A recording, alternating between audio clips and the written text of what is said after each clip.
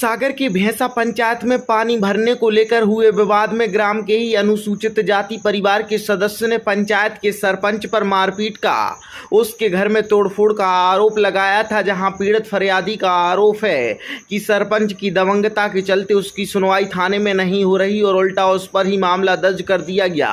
सरपंच की दहशत के चलते अपना घर छोड़ वह लोग कहीं और रहने को मजबूर हैं। न्याय नहीं मिल रहा, वह परेशान है, जिसके बाद पूरे मामले में लग रहे आरोपों पर सरपंच ने शिकायतकर्ता फरियादी द्वारा लगाए जा रहे आरोपों पर अपना पक्ष रखा। सरपंच का कहना है कि जिस विवाद में जबरन उनका नाम उछाला जा रहा है, उस विवाद के वक्त वह वहाँ थे ही नहीं। विवाद की उन्हें बाद में जानकारी लगी, जहां दोनों पक्षों को समझाइश दी थी। पानी भरने के दौरान दो परिवार के बीच विवाद हुआ, जिसमें दोनों पक्षों ने थाने में शिकायत दर्ज कराई है। उनका कोई लेना देना नहीं है, जबरन उनकी छवि धूमिल करने का प्रयास किया जा रहा है। सरपंच की माने तो बसंत अहरवार और उसके परिवार का आचरण ठीक नहीं है। आसपास के मोहल्ले वाले भी उससे परेशान हैं। शराब के नशे में अनर्गल टिप्पणी करना, गाली गलौज करना, झगड़ा करना उसकी आदत है। जो विवाद हुआ उन्हें जानकारी मिली, उस समय भी बसंत ने वहां पर मौजूद लोगों को गाली गलौज की, जिस पर वाद विवाद बढ़ा। जहां बसंत, उसकी पत्नी, उनके एक परिचित ने लोगों से मारपीट की। जवाब में दूसरे पक्ष के लोग भी आमने सामने आ गए। शिकायत थाने तक पहुंच गई, पुलिस जांच कर रही है। इसमें मेरा ना कोई दबाव है, ना कोई लेना देना, ना जाने किस कारण बस मेरा नाम जोड़ा जा रहा है। सरपंच के बताए अनुसार जब हमने भी घटनाक्रम को लेकर गांव में कुछ लोगों से जानकारी ली तो सरपंच से विवाद की बात कही भी किसी के द्वारा नहीं बताई गई। हाँ, पानी भरने को लेकर झगड़ा हुआ है बसंत का ग्राम के ही कुछ लोगों से, जिसमें हाथापाई मारपीट की बात निकलकर सामने आ रही है। बहरहाल अब मामला पुलिस की जांच विवेचना में है, जिसकी जांच के बाद ही स्पष्ट होगा इसमें कौन सच बोल रहा है और कौन झूठ। रिंकू सरपंच आया साहब, तो उनने जो मारा पीट करी और जो घर तोड़ दा साहब। और ये हाथ में जो चोट आई है कैसे? लठ मार रिंकू सरपंच ने। तो इसकी शिकायत आपने कहाँ की है? ये मैंने सर कैंट में गया, मेरी रिपोर्ट नहीं लगी थी। यानी हम 3 बजे रात तक डरे रहे, उधर से भाग गए। हम स्टेशन पे पूरे बच्चे लाए, डरे रहे। फिर सुबह हम एसपी साहब के तय गए, एक आवेदन दी गए एसपी साहब को। फिर कल गाड़ी गुलत फिर रहे थे रिंकू के साथ वाले ये मनोज अहरवाल और वो क्या नाम को महन और वो क्या नाम संजू हमें और बारे लाल सूरज कान के फिर हमें लेके जान से मार डार कह रहे तुम इधर रहने पे। अब कहाँ रह रहे हैं आप लोग? अब हम सब वो उसे पहुँच गए मलपुरा में साहब, वहाँ रह रहे थे, नहीं रह पा रहे। इतनी दबंगता क्यों है उन लोगों की? सब मार भी आता साहब, लोग कम से कम 25 आदमी आ गए थे साहब।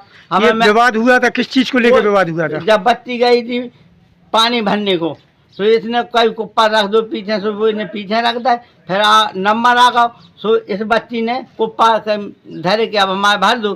सो वो संजू के ला तुम्हारी बहुतो ने कहीं उठा और ला तुम्हारी रिंकू को लगा फोन, सो रिंकू आगा सो लातों में मारी। आपकी रिपोर्ट लिखी गई? नहीं लिखी गई? नहीं लिखी गई साहब। क्या सुनवाई हुई आपकी? ऐसी उनने रिपोर्ट लिखी है, तो रिंकू ने मारो हमें, उसकी रिपोर्ट नहीं लिखी, और संजू और मनोज की रिपोर्ट लिखी, और रिंकू ने मारो जबकि हमें सरपंच ने।